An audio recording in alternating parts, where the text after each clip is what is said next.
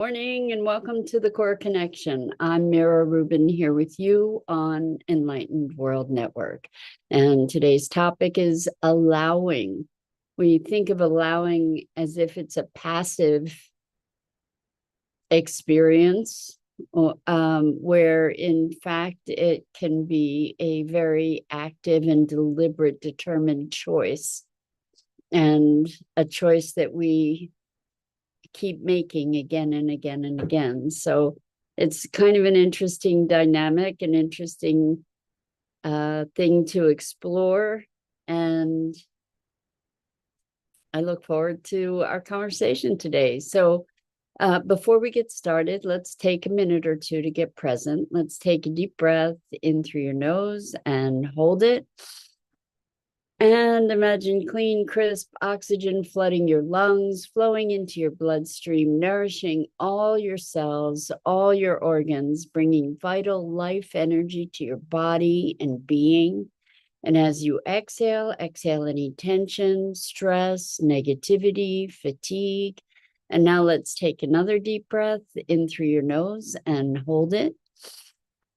This time, imagine brilliant, bright light lighting you up from the inside out, illuminating, electrifying, and energizing all your cells, your molecules, your electrons, creating a brilliant beam of light and energy from your heart out into the world. And as you exhale, exhale any remaining tension, stress, negativity, fatigue. And now let's press our palms together. Vigorously rub your hands together to feel the friction, the temperature, the motion, the pressure, the tickling and tingling when you stop. And allow all those sensations to bring you present right here, right now, into this remarkable physical form that enables us to experience life. Welcome, welcome, welcome. Good morning, ladies. Good morning, Rosalind. Good morning, Robin. How wonderful to start the day with you and with everybody else who's joining us. Today, we're talking about allowing. And it occurs to me that we may think of allowing as a passive kind of experience, just sit back and allow. And we get to talk about what allowing actually is. It's kind of like allowing that things are as they are. It doesn't mean doing nothing. It doesn't mean not taking action about certain things. What it means is allowing for what's so, like letting the reality be the reality, being aware, like not denying it, not pretending that it's something else. And then allowing is like releasing our resistance to what's so, our desire to fight it, to resist it. Because we were talking yesterday about the framework that allows us to move beyond the polarities of right and wrong, or black and white, and yin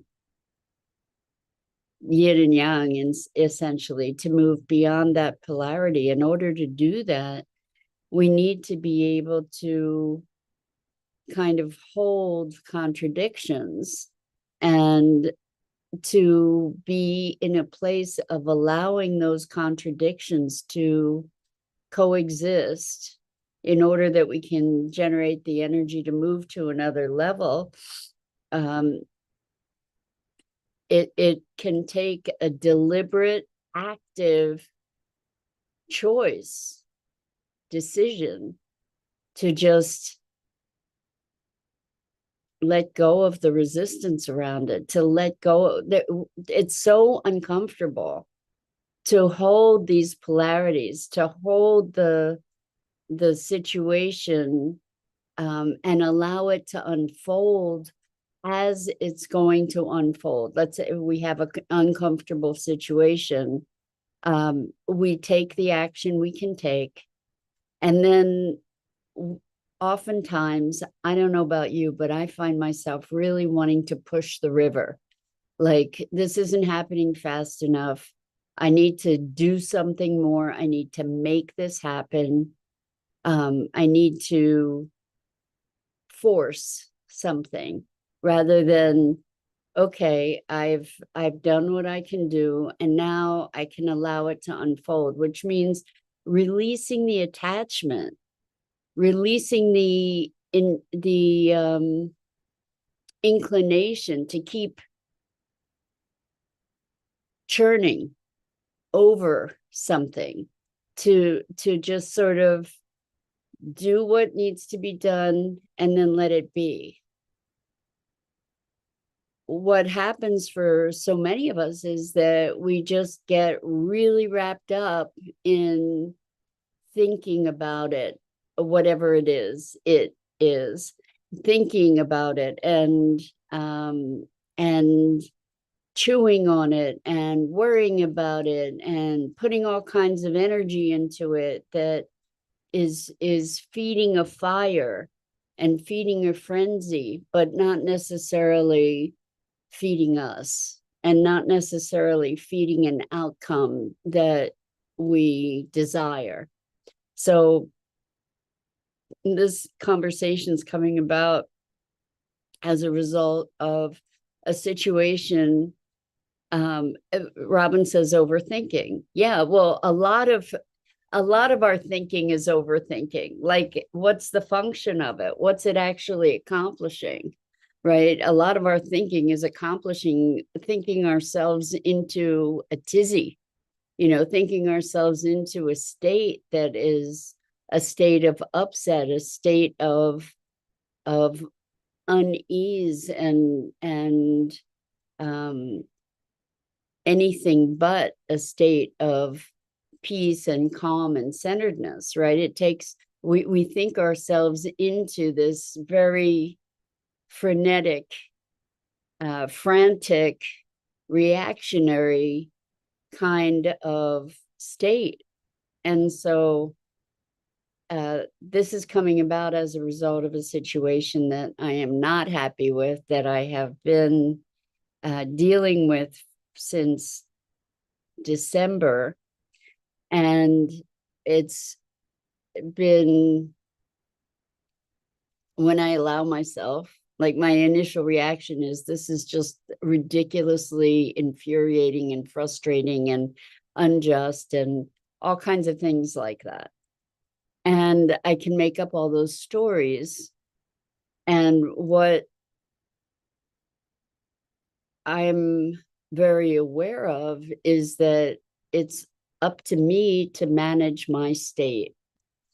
And am I going to, well, hello, Isabel. Oh my gosh, it's been forever. Welcome. So good to have you here joining us. We're talking about allowing and how it's actually an active practice.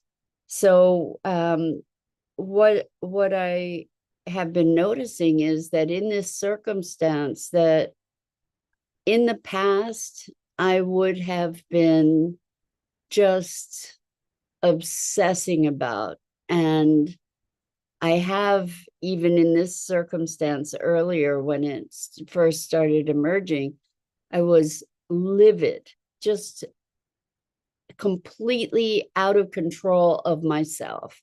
That I was just completely in reaction, and it threw me into a tailspin. I threw me into a tailspin around it. And I really want to make that distinction for you to hear. I threw me into a tailspin. It wasn't the circumstance. The circumstance is just the circumstance. Well, how I threw me into a tailspin is I made all these stories about it, about how the circumstance was unjust, unfair, lacking integrity, frustrating. I felt unheard. I had all these stories about it. And the situation is the situation. And I had all these reactions. It served as such a trigger for me that I went into this whole thing about it. And it's very easy, like faced with this thing that's still ongoing, that's still unresolved, that's still an indicator of tremendous lack of communication, and what looks to me like a tremendous lack of integrity. Still, I notice that I have the choice. This is the allowing, because how I worked myself into a tizzy around the whole thing, and a big one, was by not allowing, by saying this, it shouldn't be this way. It shouldn't be this way, instead of it is how it is. Like railing against gravity, essentially. This is how it is. These are the circumstances of the moment. And what I get to choose, where I get to assert my sovereignty, where I get to assert my will, my intention, my values, where I get to participate in this in a way that is empowered rather than victimized, is to manage my state. And in order to do that, I get to be allowing things to be as they are, to unfold in the way that they do, and to not believe, not to project how that unfolding is going to happen. Because the truth is, I really don't know what's going to happen out of this. I don't know how it's going to resolve. I do know that it's going to resolve one way or another, and that I will have choices to contend with. And I have choices along the way. And what we each have the opportunity to do when confronted with these situations that are unjust, unfair, inexplicable, frustrating, etc., is to heal. We get to choose.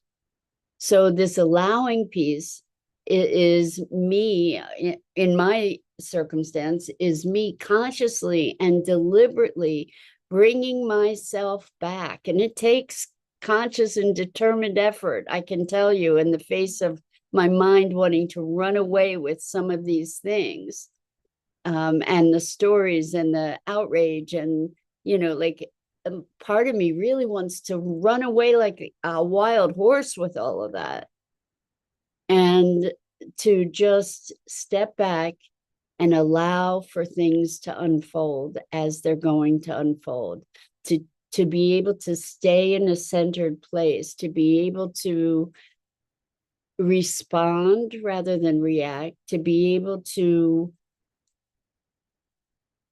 have sovereignty over my state of being. This is where our power resides. This is where our sovereignty resides, is in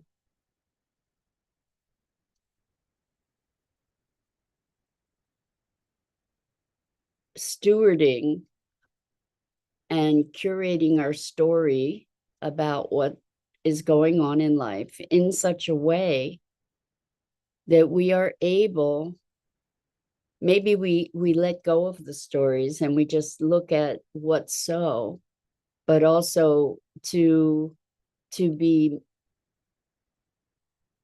curating our story and our interaction with these kinds of circumstances that are triggering for us, such that we maintain our wholeness and our centeredness, so that we take care of ourselves, so that we can really be present.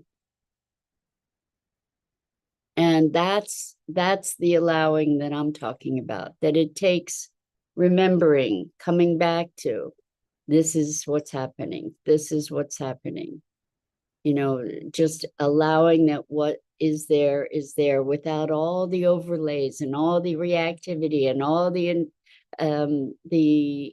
interpretation, because so much of that comes from reactivity, from a lens of our history and our wounds. And that colors the way we're seeing a situation, and it limits the way we see a situation. So the allowing is allowing that to fall away, allowing all of that to fall away so that we can find ourselves again, so that we can be centered and present and responsive.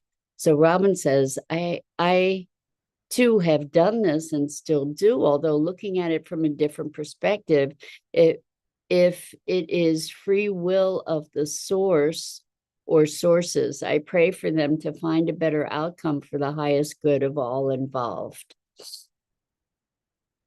Well, I think that that's the intention for sure. I mean, I choose to operate through the hypothesis. It's a hypothesis because I don't know its fact, but I operate as though it is, that life is happening for me and through me rather than to me, that I'm an expression of life, a unique expression of life, expressing itself through this unique vessel. And if life is happening for me, then there's nothing for me to fight against. I can take action against it. You know, I can take action in the face of injustice. Something is calling for action, but on another level, nothing's wrong. What if it's unfolding exactly in perfection? And it is about looking at it from a different perspective, for sure.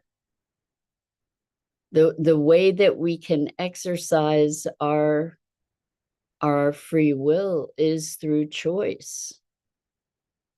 And there's freedom in letting all of this stuff, all of these interpretations, letting the lens fall away. The lens of bias that's saying, you know, they're out to get me, for instance, or, you know, this kind of thing always happens, or whatever our stories are, you know, that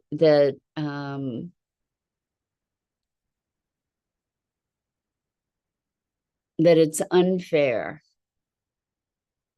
This is a really interesting thing to think about too, is we often experience things in life that are unfair, and we might rail against it. It's not fair. It's not fair. Well, the truth is, where did or the question is really, where did the notion that life is fair come from? Like, where did this notion of fairness even come from? You know, who said things are fair? And how do we determine what's fair and what's not fair? So when the conversation below the conversation of it's not fair is that it should be different, and I know better how it should be, right? I know that things shouldn't be this way. And again, that's resisting what is. And maybe, you know, it's like once we recognize that this is how things are, then maybe we can act to move it into something else, you know, to change it. But the angst about that change, it's not that we don't get to act to change things or transform things or allow things to emerge into something new. That's not the case. It's that it's not fair conversation is kind of the is kind of a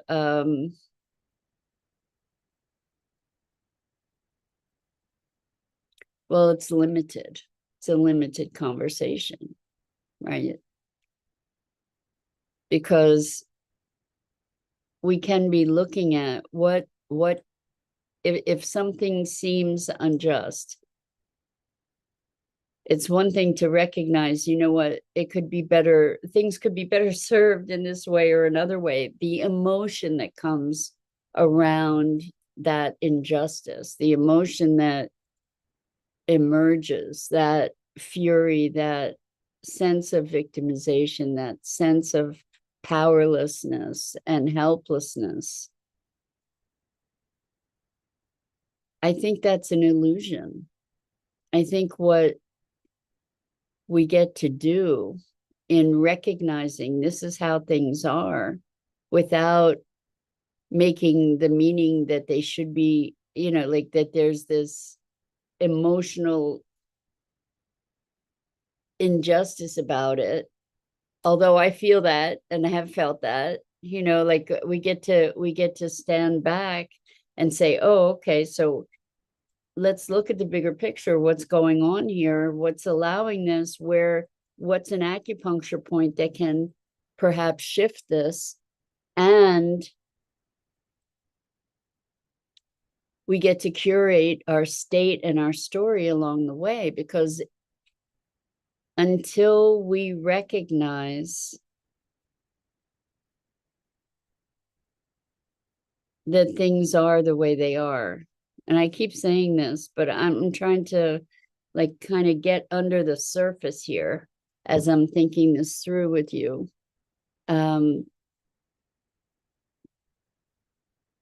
We can look at an injustice, and we've talked about problems and how problems are whack-a-mole kind of thing, because you knock out one and another one pops up. So if we look at injustice, the inclination is to look at that isolated thing rather than as part of a bigger system where there's something else operating that's holding that thing in place. And as long as we're in resistance to or stuck on, you know, this is not fair, it's not fair, or whatever the outrage is, we're narrowing our focus onto that one thing instead of stepping back and looking at the big picture and saying, hey, what's going on here? What's allowing this thing to be in place? What are the other elements that are part of this?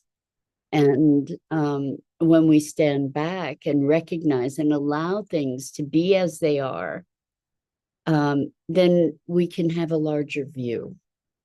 Because when we're in that state of alert and upset, literally our vision narrows. Literally, we become tied up in a cycle, like a repetitious record playing over and over and over and over, saying the same thing, but it's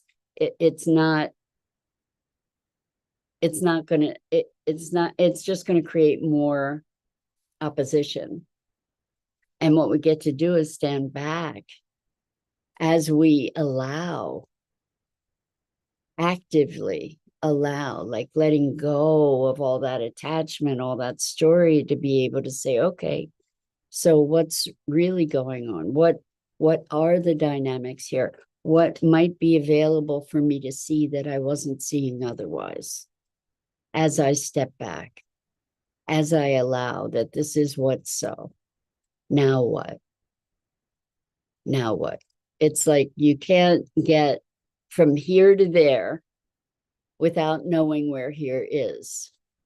And that's what the allowing is allowing that this is what's so. And maybe part of what's so is I'm freaking out and I'm reactive and I'm not seeing clearly and I'm in my stuff. And then I get to get out of that. And that then is like, oh, okay. Oh, I can't tell you how many opportunities I've had in this circumstation. I'm sorry, in this circumstation is a new word. Circumstance, situation, circumstation. I can't tell you how many opportunities I've had. Rosalind chimes in Wait, what am I thinking? Exactly. Stop. What's going on here? What am I projecting? What am I creating? What's actually happening here? So Rosalind says, go outside, absorb rays of source that's always there. Unplug for a moment. That's a really good thing to do too. It's a really good thing. And breathe and allow yourself to come back to yourself, to come back to center. Because we often, like we go off on these, diving down the rabbit hole of our fury, of our frustration, of our upset, whatever it is. And allowing is maybe allowing that we have that upset, recognizing it, but really allowing for what's so. To get beyond our projections. It's to see the water that we're swimming in, to step back out of the fishbowl and see, oh, there I am in that fishbowl. There's that water. Like I can see the water. And when I see the water, then I have the opportunity to be allowing. I can allow, oh, there's water. Oh, part of me, there's a fish, kind of thing. So that's it for today. The invitation is to allow what is to be, that we may then be able to respond rather than react. And that we maintain our centeredness, our wholeness in whatever these circumstances may be. So I'm Mira Rubin. This is the Core Connection, and I go live here each weekday morning at 9 a.m. Eastern on the Enlightened World Network Facebook page and YouTube channel and my Facebook page. And I invite you to please like and follow both the Enlightened World Network and my YouTube channels. The links are in the description. Hi, Dido. So glad you could join us today. And as always, I'm so deeply grateful to every one of you for the opportunity to share our morning musings and explorations of life. And so much love to you. Until next time.